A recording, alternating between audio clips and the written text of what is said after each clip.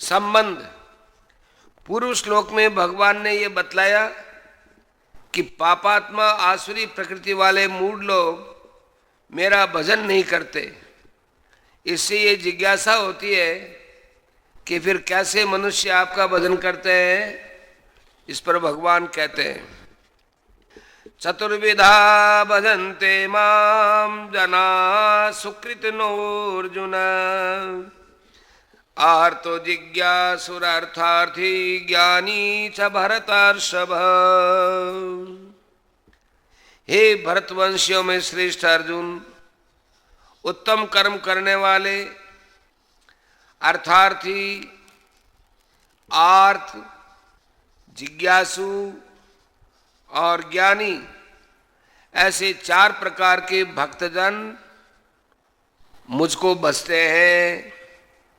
प्रश्न, सुकृतन पद का क्या अर्थ है और ये किसका विशेषण है? उत्तर, जन्म जन्मांतर से शुभ कर्म करते करते जिनका स्वभाव सुधर कर शुभ कर्मशील बन गया है और पूर्व संस्कारों के बल से अथवा महत् संग के प्रभाव से जो इस जन्म में भी भगवद आज्ञानुसार शुभ कर्म ही करते हैं, उन शुभ कर्म करने वालों को सुकृति कहते हैं। शुभ कर्मों से भगवान के प्रभाव और महत्व का ज्ञान होकर भगवान में विश्वास बढ़ता है और विश्वास होने पर भजन होता है। इससे यह सूचित होता है कि सुकृतिन विशेषण का संबंध चारों प्रकार के भक्तों से है, अर्थात भगवान को विश्वास पूर्वक भजने वाले सभी भक्त सुकृति ही होते हैं और फिर चाहे वे किसी भी हेतु से भजें। प्रश्न, अर्थार्थी भक्त के क्या लक्षण हैं? उत्तर, स्त्री, पुत्र, धन, मान, बड़ाई, प्रतिष्ठा और स्वर्ग सुख आदि इस लोक और परलोक के भोगों में से जिसके मन में एक की या बहुतों की कामना है, परंतु कामना पूर्ति के लिए जो केवल भगवान पर ही निर्भर करता है और इसके लिए जो श्रद्धा और विश्वास के साथ भगवान का भजन करता है, वह अर्थार्थी भक्त है। सुग्रीव, विभीषण आदि भक्त अर्थार्थी माने जाते हैं। इनमें प्रधानता से ध्रुव का नाम लिया जाता है। स्वयंभू मनु के पुत्र उत्तानपाद के सुनीति और सुरुचि नामक दो रानियां थी। सुनीति से ध्रुव का और सुरुचि से उत्तम का जन्म हुआ था। राजा उत्तानपाद सुरुचि पर अधिक प्रेम करते थे। एक दिन बालक ध्रुव आकर पिता की गोद में बैठने लगा, तब सुरुचि ने उसका तिरस्कार करके उसे उतार दिया और कहा कि तू अभागा है, जो तेरा जन्म सुनीति के गर्भ से हुआ है। राज सिंहासन पर बैठना होता है तो मेरे गर्भ से जन्म लेता। जा हरि की भक्ति कर, तभी तेरा मनोरथ सफल होगा। विमाता के भर्त्सनापूर्ण व्यवहार से उसे बड़ा दुख हुआ। वह रोता हुआ अपनी माँ सुनीति के पास गया और उससे सब हाल उसने कह सुनाया। सुनीति ने कहा कि बेटा, तेरी माता सुरुचि ने ठीक ही कहा है। भगवान की आराधना के बिना तेरा मनोरथ पूर्ण नहीं होगा। माता की बात सुनकर राज्य प्राप्ति के उद्देश्य से बालक ध्रुव भगवान का भजन करने के लिए घर से निकल पड़ा। रास्ते में नारद जी मिले। उन्होंने उसे लौटाने की चेष्टा की, राज्य दिलाने की बात कही, परंतु वह अपने निश्चय पर डटा ही रहा। तब उसने उसे ओम नमो भगवते वासुदेवाय इस द्वादशाक्षर मंत्र का और चतुर्भुज भगवान विष्णु के ध्यान का उपदेश देकर आशीर्वाद दिया। ध्रुव यमुना जी के तट पर मधुवन में जाकर तप करने लगे। उन्हें तप से डिगाने के लिए नाना प्रकार के भय और लोभ के कारण सामने आए, परंतु वे अपने व्रत पर अटल रहे। तब भगवान ने उनकी एक निष्ठ भक्ति से प्रसन्न होकर उन्हें दर्शन दिया। देवर्षि नारद के द्वारा संवाद पाकर राजा उत्तानपाद अपने पुत्र उत्तम तथा दोनों रानियों के साथ उन्हें लिवाने के लिए चले गए।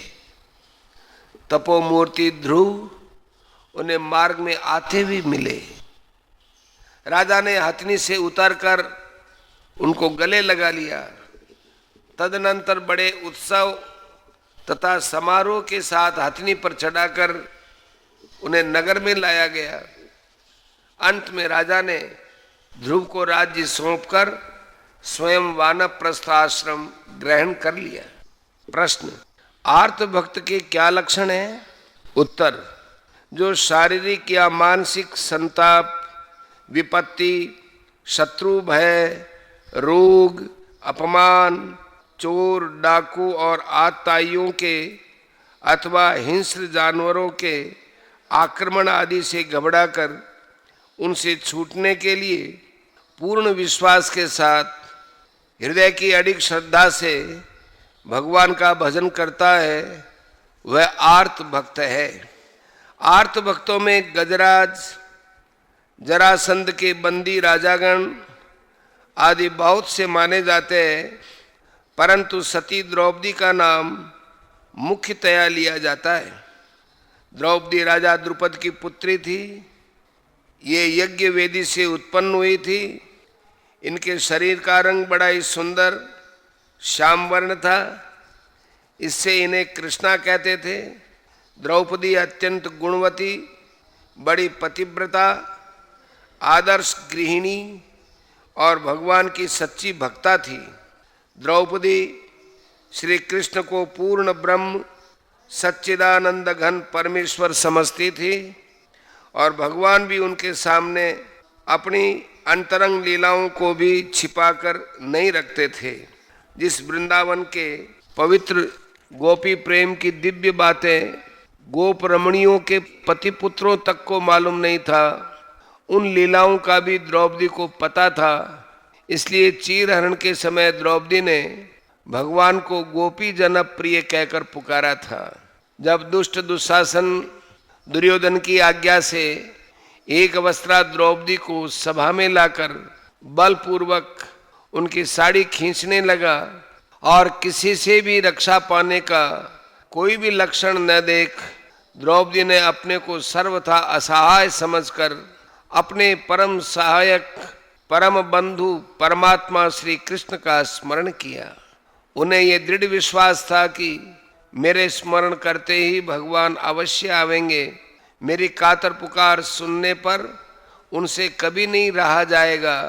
द्रौपदी ने भगवान का स्मरण करके कहा, गोविंद द्वारिकावासिन कृष्ण गोपी जन प्रिय कौरवैः परिभूतां मां किं न जानासि केशव। हे नाथ हे रमानाथ व्रजनाथार्तिनाशन कौरवार्णवमग्नां माम् उद्धरस्व जनार्दन। कृष्ण कृष्ण महायोगिन् विश्वात्मन् विश्वभावन प्रपन्नां पाहि गोविंद कुरु मध्ये वसीदति। हे गोविंद, हे द्वारिकावासिन, हे कृष्ण, हे गोपी जन प्रिय, हे केशव, क्या तुम नहीं जान रहे हो कि कौरव मेरा तिरस्कार कर रहे हैं? हे नाथ, हे लक्ष्मीनाथ, हे व्रजनाथ, हे दुखनाशन, हे जनार्दन, कौरव समुद्र में डूबती हुई मुझको बचाओ। हे कृष्ण, हे कृष्ण, हे महायोगिन, हे विश्वात्मन, हे विश्वभावन, हे गोविंद, कौरवों के हाथ में पड़ी हुई मुझे शरणागत दुखिनी की रक्षा करो। तब द्रौपदी की पुकार सुनते ही जगदीश्वर भगवान का हृदय द्रवीभूत हो गया।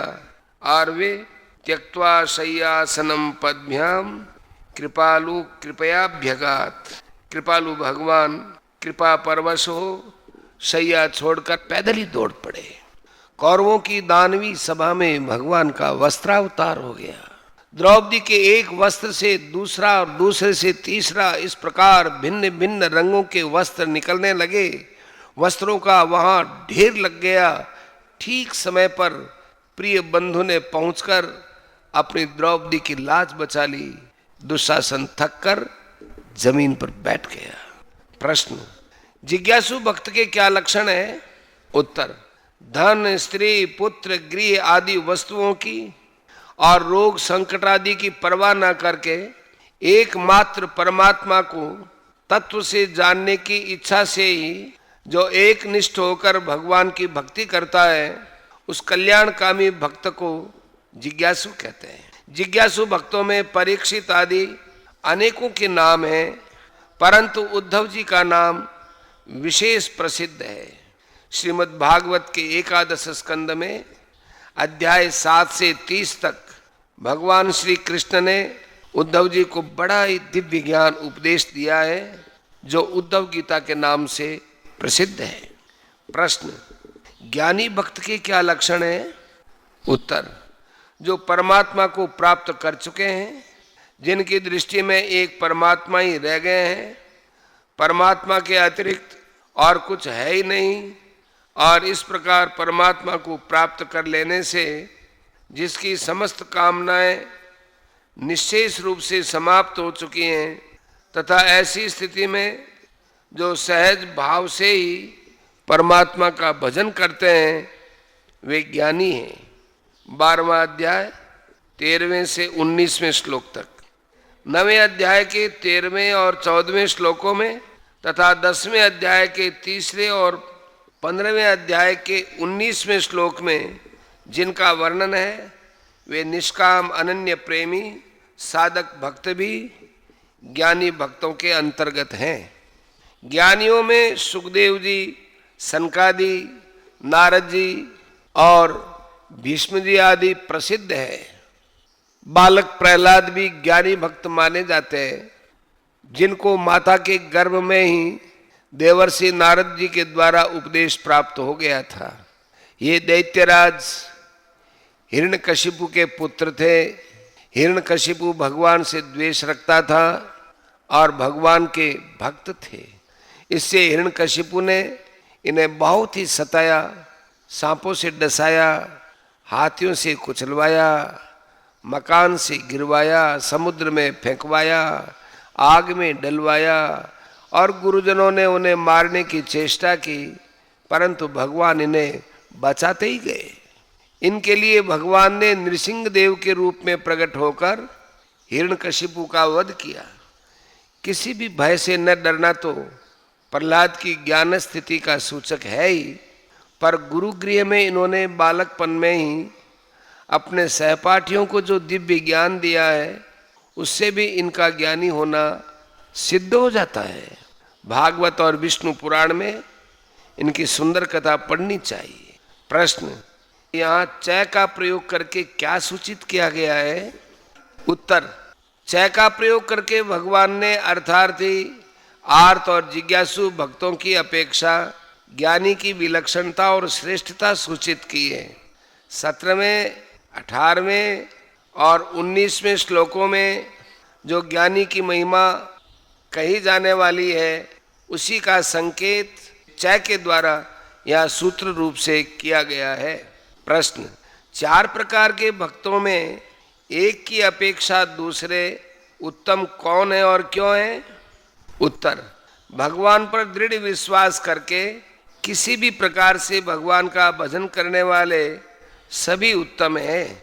इसलिए भगवान ने चारों को ही इस श्लोक में सुकृति और 18वें श्लोक में उदार कहा है, परंतु यहाँ के वर्णन के अनुसार अपेक्षाकृत तारतम्य देखने पर ऐसा प्रतीत होता है कि अर्थार्थी की अपेक्षा आर्त उत्तम है, आर्त की अपेक्षा जिज्ञासु और जिज्ञासु की अपेक्षा ज्ञानी उत्तम है, क्योंकि अर्थार्थी सांसारिक भोगों को सुख में हेतु समझकर उनकी कामना से भगवान को बसते हैं। वे भगवान के प्रभाव को पूर्णतया नहीं जानते हैं, इसी से भगवान में उनका पूर्ण प्रेम नहीं होता और इसी से वे भोगों की आकांक्षा करते हैं। आर्थ भक्त सुख भोग के लिए तो भगवान से कभी कुछ नहीं मांगते। इससे यद्यपि यह सिद्ध है कि अर्थार्थी की अपेक्षा उनका भगवान में अधिक प्रेम है, तथापि उनका प्रेम शरीर सुख और मान बढ़ाई आदि में कुछ बटा हुआ अवश्य है।